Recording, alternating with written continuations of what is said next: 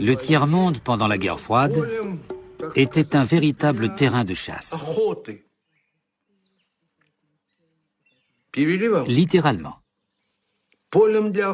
Pourquoi? Parce qu'en Europe, toutes les frontières étaient figées. Les franchir signifiait déclencher la guerre atomique, que personne ne voulait. Alors que le tiers-monde n'avait pas de maître.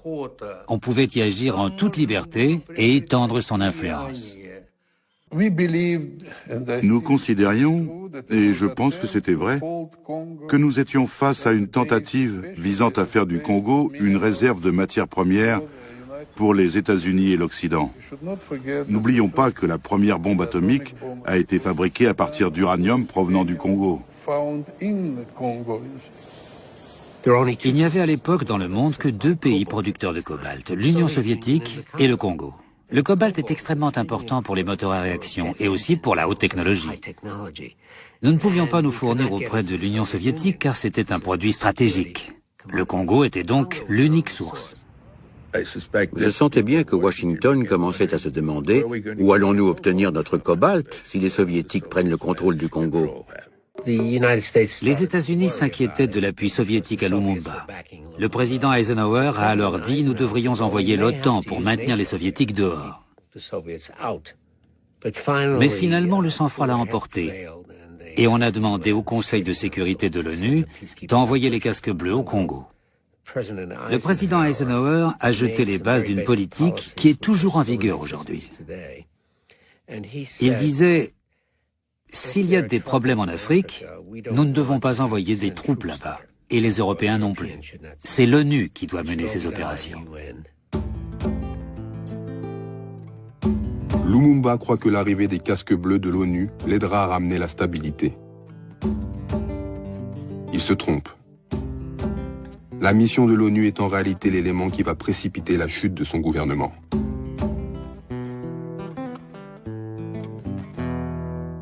On n'a pas vu un danger dans les Nations Unies, d'autant plus qu'on nous a toujours dit dans les manuels d'histoire politique, l'ONU, ça prône la paix.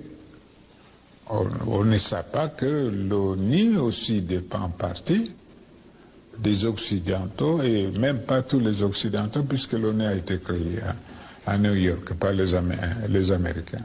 Les Américains tenaient l'ONU en main, et tout se faisait sur ordre des Américains, donc l'ONU c'était une fiction.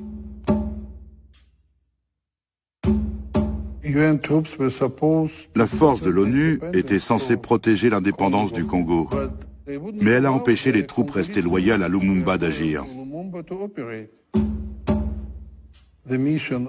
Cette force a outrepassé sa mission et a servi à renverser le gouvernement de Lumumba, ou du moins à le priver de toute protection. Les troupes des Nations Unies ici vont encercler la résidence du Premier ministre. Sans aucun mandat, sans aucune autorisation, il y a une crise interne, les Nations Unies s'interposent et vont mettre le Premier ministre en résidence surveillée. Bajo la bandera de las Naciones Unidas en el Congo fue asesinado Lumumba. Y esas eran las Naciones Unidas que pretendían los norteamericanos que vinieran a inspeccionar nuestro territorio. Esas mismas Naciones Unidas. Pero no porque él confiara que el Congo Il était sûr que le Congo pouvait devenir la base d'où partiraient les colonnes qui allaient rendre son indépendance à l'Afrique, au-delà des frontières. Selon sa conception de la lutte révolutionnaire, ce que Debré a appelé le fokisme, un centre à partir duquel rayonnent des colonnes, le Tché voyait le Congo comme l'épicentre de la libération de l'Afrique, en raison de ses 9 frontières.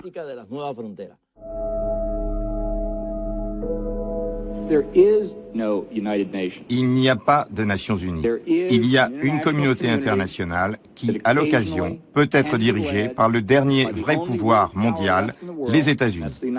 Quand les États-Unis dirigent, les Nations Unies suivent. Et nous ne dirigeons que quand ça correspond à nos intérêts nationaux. Dans un livre paru en 2007, John Bolton donne un autre argument. Il explique que les États-Unis doivent pouvoir, partout dans le monde, fournir des fusils quand ils le décident à des bandes armées.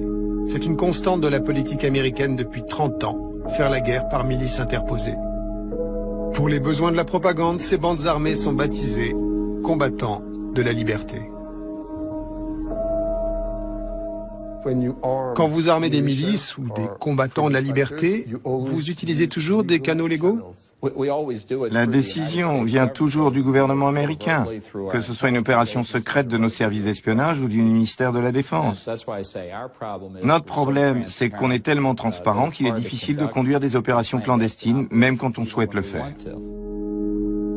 Les États-Unis ont été condamnés pour avoir illégalement armé un groupe d'extrême droite qui a déstabilisé le gouvernement légal du Nicaragua et tué 20 000 civils.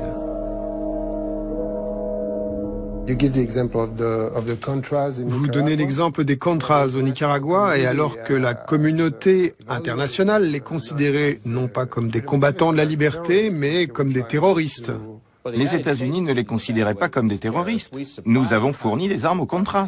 Pour le reste du monde, c'était des terroristes. C'est le point de vue du reste du monde, mais les États-Unis prennent leurs propres décisions. Mais à la fin, qui décide qui est un combattant de la liberté ou qui est un terroriste? C'est vous, les États-Unis? Notre principe, c'est que le droit d'avoir des armes est protégé aux États-Unis. Et nous pensons que ce principe doit pouvoir être appliqué ailleurs.